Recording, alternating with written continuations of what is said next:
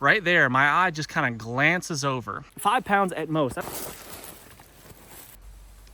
You know, spot that movement in the treetop. And then sit down. And then I stuck a stick through it. I know it's there. I'm looking for it. It's right.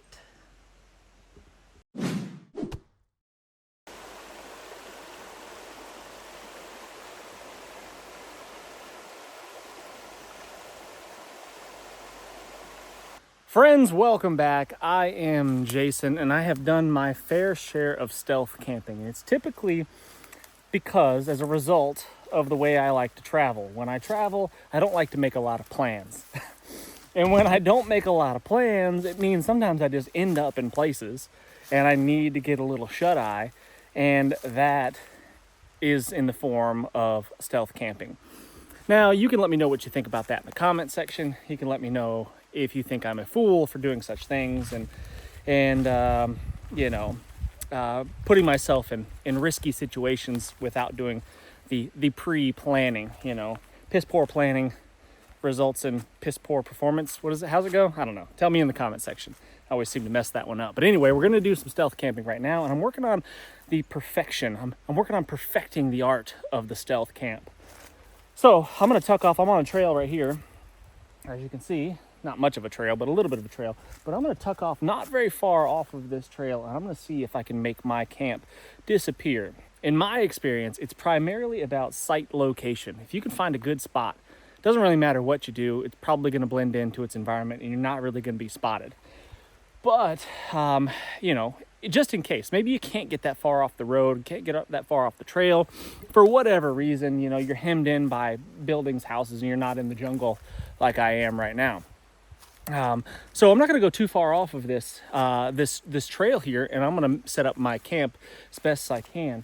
And what I typically look for, step one, is to look for places that don't immediately stand out in my eyes. Now, if I scan around here, right, if I look around here, that spot right there immediately pops out at my eye. It probably does yours too, because it's bright and it's easily seen. It's bright, and there's not a lot of vegetation between me and that spot right there. So that would be a terrible spot to pick.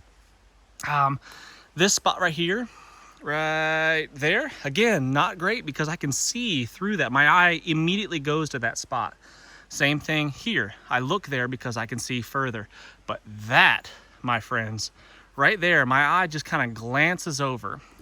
The would-be passerby would just gloss right over that because you can't see more than a few feet. I can only see like 10 feet in this direction right here. So I'm not even going to really spend much time looking in that direction. So that, my friends, is probably where I'd want to put my camp.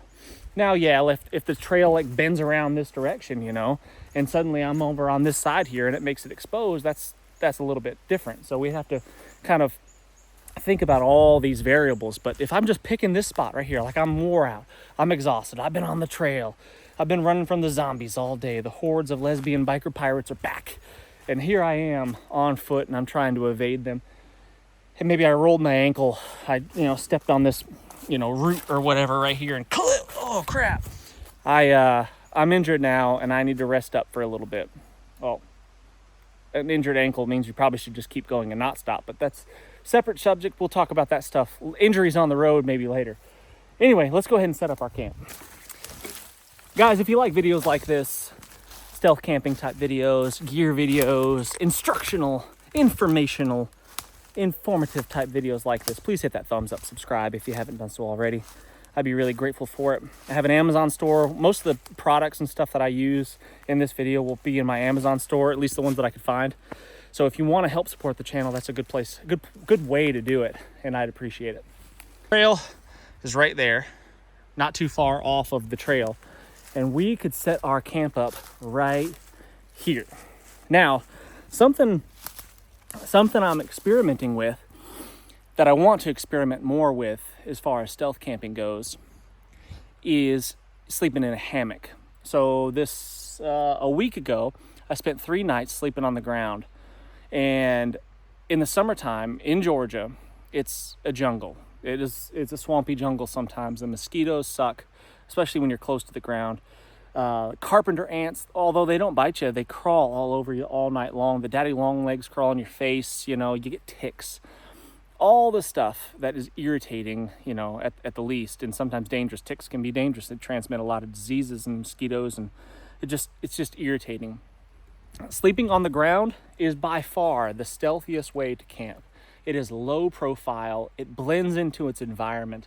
It's really difficult to see somebody laying down on the ground. I mean, I could be laying down. Well, I'll show you. So you're in a tree at about a human eye level, about 5 feet, whatever. I'm just gonna lay down over there, and you can see how it's really difficult for you to see me just without trying to disguise myself whatsoever.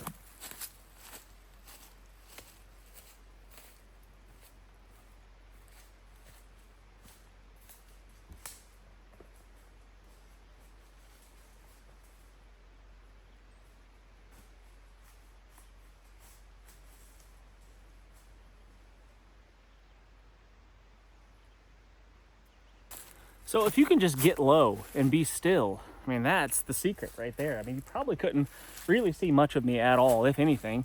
I don't know, I haven't seen the footage yet. You let me know what you think in the comment section. Just laying down. So sleeping on the ground, I mean, if it's dire straits, I mean, if it's a life or death situation, sleep on the ground for sure, because it's going to be really difficult for someone to see you if you're laying on the ground, especially if there's any kind of vegetation and stuff.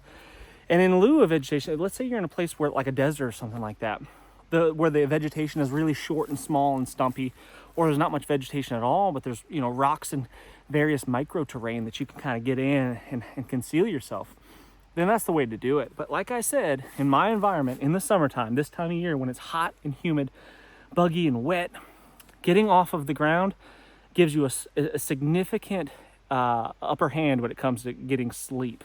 And if you don't get a good night's rest, the next day when you got to get up and move again, man, it sucks. So I'm going to experiment a little bit with trying to get my hammock system. This is it right here. This is at 5 pounds at most, and I've got everything that I need in here minus food. I might have some food in here actually. 5 pounds at most. I don't even think it's 5 pounds.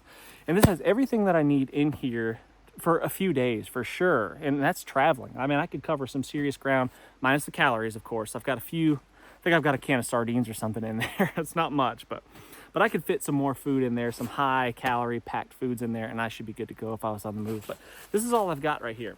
This P&W cinch pack right here with just a little bit of kit, and I could spend several nights out here no problem in the summertime with this right here.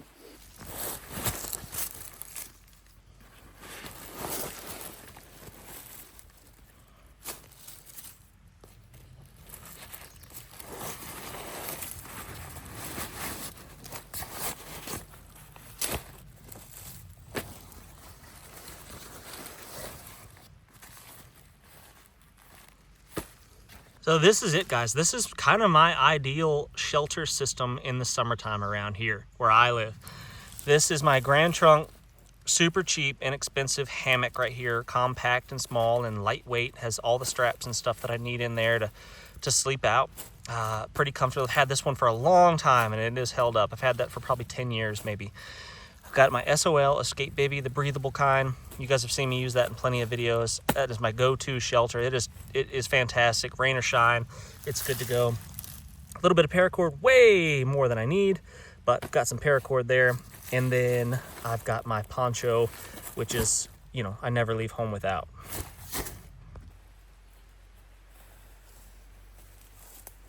And another tip, if you are trying to be super sneaky, set up your camp right before dark.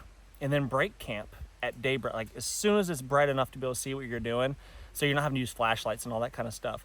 As soon as you can see just a tiny little bit, break camp, and then you'll be a lot more sneaky as well.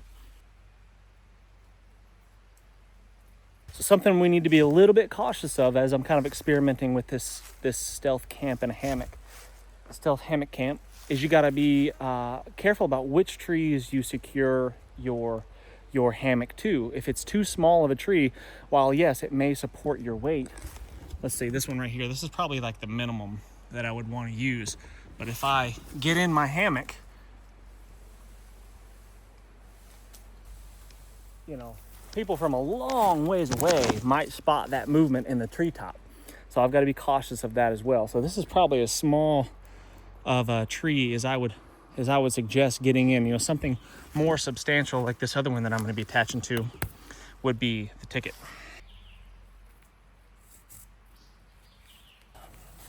Now, as we kind of mess around with this thing, low is going to be best. As low as I can get it to the ground while still being off of the ground is going to be the way to go. And that might require modification of the terrain. But generally speaking, I try to alter my environment just for a lot of reasons. I just don't like making a mark on the earth if I don't have to in a wild place, you know.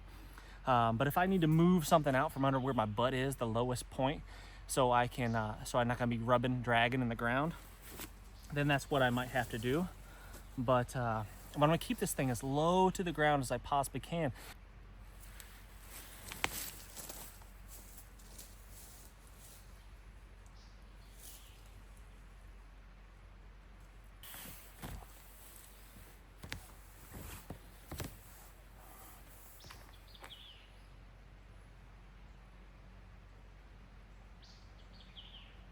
Typically, you want a pretty good amount of sag. You want your hammock to look kind of like a banana. But that's what you want for a good night's rest. And when you lay diagonally, and you're not putting too much strain on your hammock when you do it like that as well. But when you lay diagonally, you can lay pretty dang flat when set up like this. But in this situation, we might want to get our hammock as low as we possibly can, and then make it just a little bit more taut, a little tighter, so we can get lower to the ground without sagging so much. So it's just maybe a compromise that we need to make. I don't know. I'm experimenting with this with you guys right now. So let's see how close my butt is. See, I got a little bit of room. I could lower this hammock down just a little bit more and be good, I think. So that's what I'm gonna do.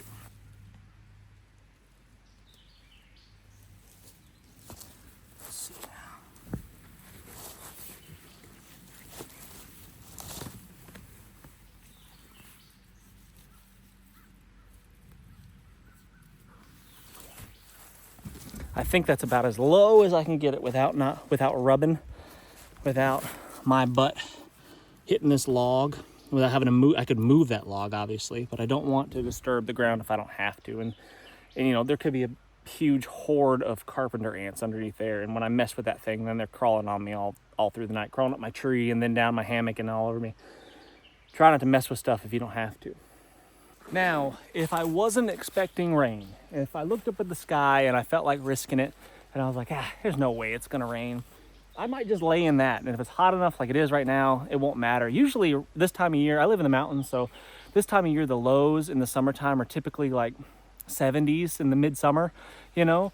It might get down as low as the 50s in the summertime. It just depends on the weather, and that might be a little bit chilly swinging in a hammock. That convection, that breeze underneath you, especially if you're a little bit damp or something, that's less than ideal if it's in 50s. So I would crawl into my bivy bag and I'd stay warm. But if I was really hot, really sweaty, needed to dry out or something like that, didn't have extra clothes, I might just lay in the hammock like that, use this or what's left in my pack for a pillow, my poncho for a pillow, and then I should be good to go. But if I was expecting some heavy dew or something like that, which is definitely a thing, and you can get soaked from the dew without even having to rain, I might just pull out my SOL bivy here, which is pretty camoed as is, other than the shiny part there.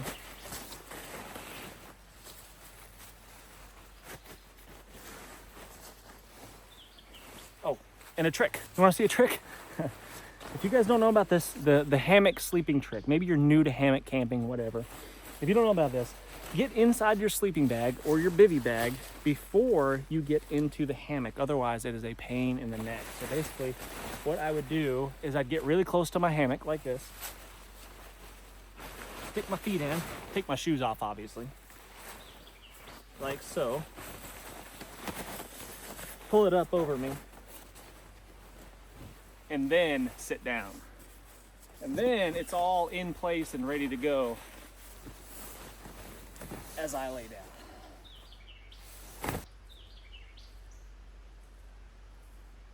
The poncho is going to be my primary shelter that I use all the time. It's a little small for hammock camping, just a tiny bit small, and I get that, but it's kind of a compromise because I just don't want to be shifting my gear around as much as if I don't have to. I'd like it to be a little bit bigger and I could carry a bigger tarp. But if I'm trying to go absolute minimum, and that's my style, maybe not yours, but that's what I like to do. And I like to keep my gear streamlined year round. I use the same base kit pretty much all year. Just a few modifications here and there, but I just add insulation layers essentially is it in the wintertime.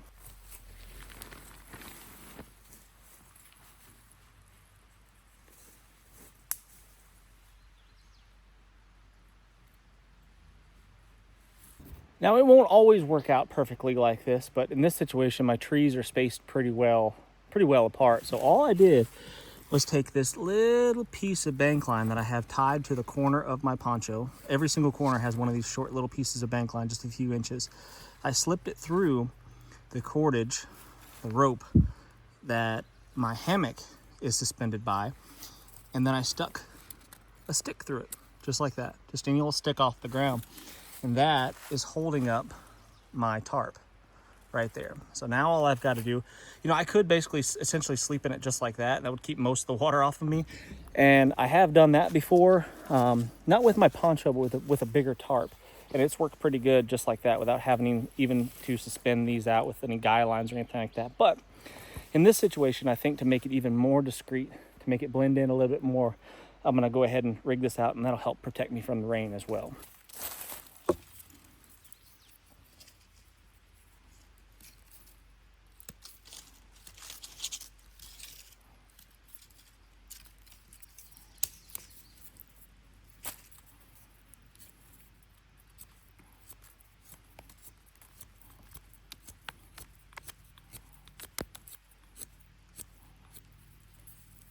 There's one stake.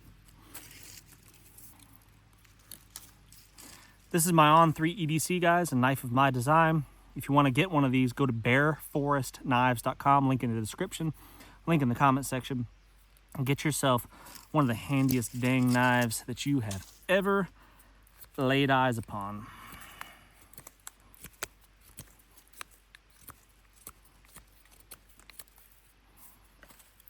Two sticks.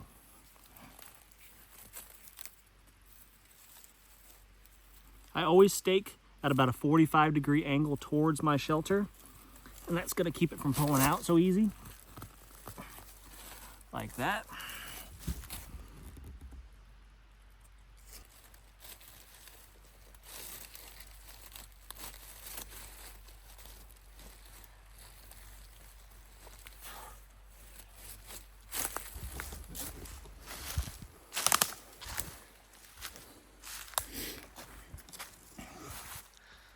So that right there is essentially our shelter as of now. Does it blend in pretty well, just like that? Yep. And we'll walk over to the trail here in a second and see what it looks like. I haven't looked at it, but we shall see. But first, I'm gonna tie off this hood right here. Get rid of that leaky rain catchment system right there. We don't want that.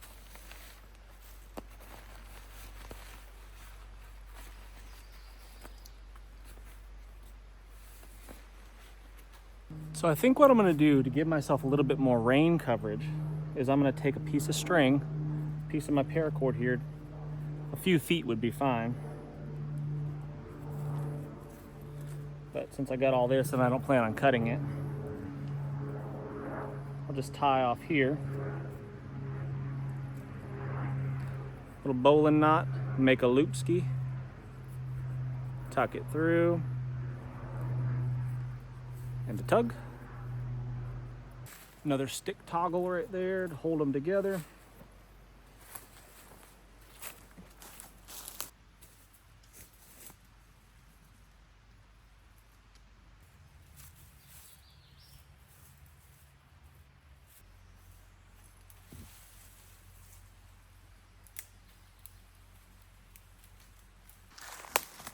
All right, so there we go. I'm pretty camoed, pretty set up here in the thicket. As low to the ground as I can pretty much get that and still be protected from rain and still be off of the ground in my hammock. So let's get in there, see how she rides, see how it looks.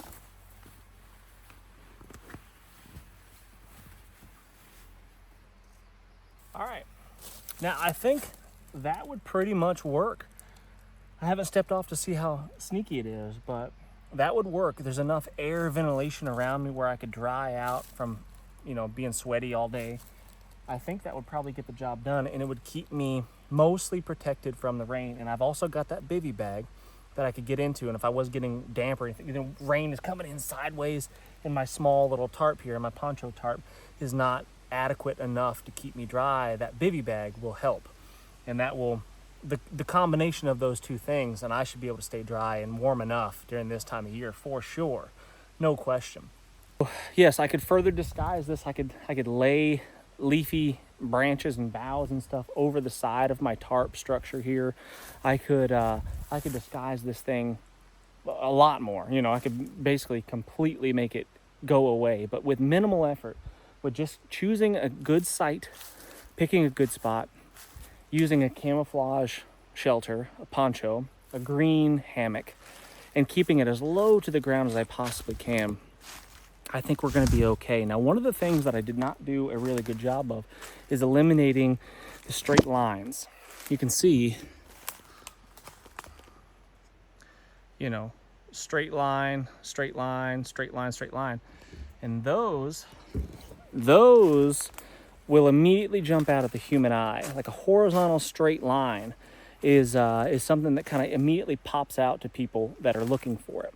But if you're not looking for it, and you chose a good spot, you might be able to get away with it. Yes, I could leave my shelter floppier and loose, but then it's more likely, I'm hung up here, it's more likely to, you know, hold water or to flap in the wind, pull my stakes out, all that kind of stuff. So a taut structure is going to be better, and it's just kind of a trade-off. You know, you want it to protect you from the elements, obviously, but in this situation, we also want it to blend in. So its primary purposes is to protect us from the elements, keep us warm and cozy, you know. But here we go. So crap, I didn't realize it was going to be that good. So I'm on the trail. My shelter is, I would say, 15 yards away, give or take, and I can barely see it. I know it's there. I'm looking for it. It's right. See if I can get you to see through all that. Well, take my word for it. It's right there. It's 15 yards away. Right there. Maybe a little glimpse of it right there, where the sun's hitting it on that spot. See it? There it is. But, I mean, there's no way if we were walking by on this trail here, I would even come close to seeing that unless I was really looking for it. And yeah, in this situation, I could go way further off the trail, way further, where there's absolutely no way anyone's going to see me from the trail, of course. But for demonstration purposes, I figured it'd be a cool idea to kind of keep it close. In a realistic, like this is roadside kind of camping, you know, roadside stealth camping. 15 yards is a reasonable distance to get away with, especially if you've got, you know, good vegetation around you. And you come over here, again, because of the spot that I chose, really hard to see it. If I come through the woods this direction, you know, this is not the trail. I'm off the trail right now. Still about 15 yards away. There's an open spot there where you can see through. See my shelter.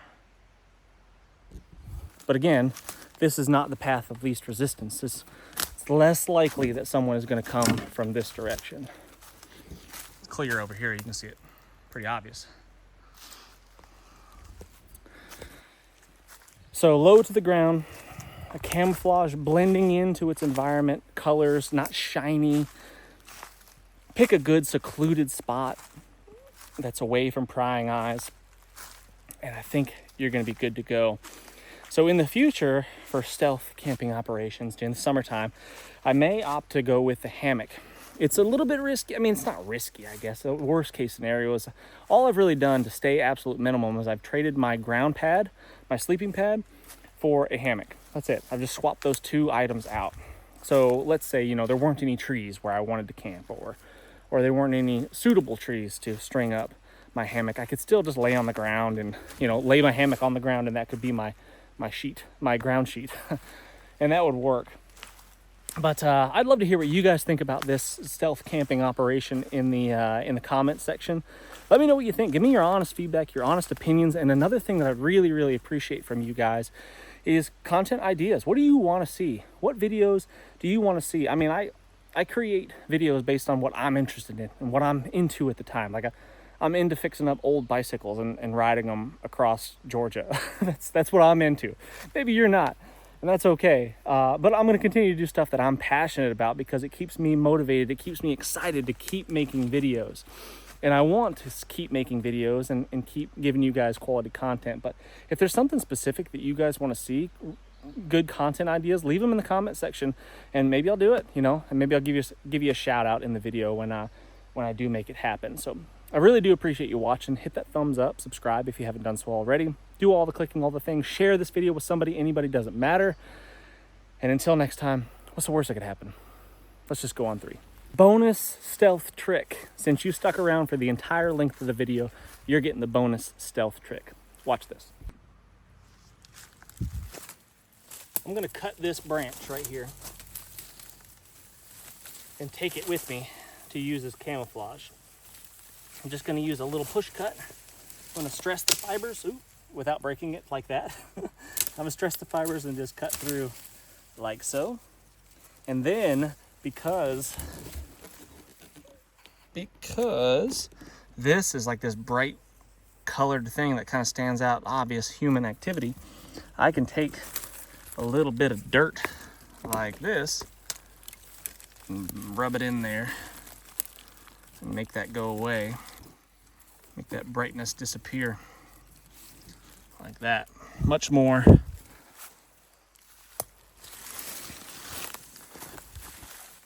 discreet little cut there. That's some detail stuff right there. Not absolutely necessary.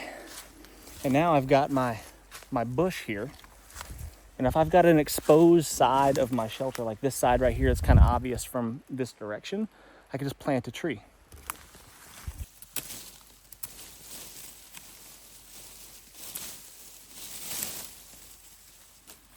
Let's see what it looks like after.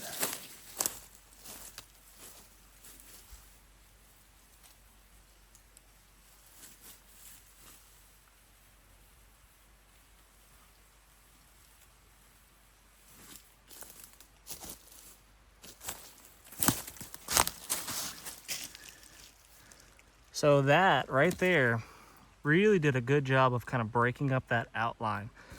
And those straight lines that we talked about have gone away. Essentially, it's helped at least. And I could do that in, you know, various places around my shelter if needed. And no one would ever know. I mean, it'd be a long time before that branch right there died. Thanks for watching.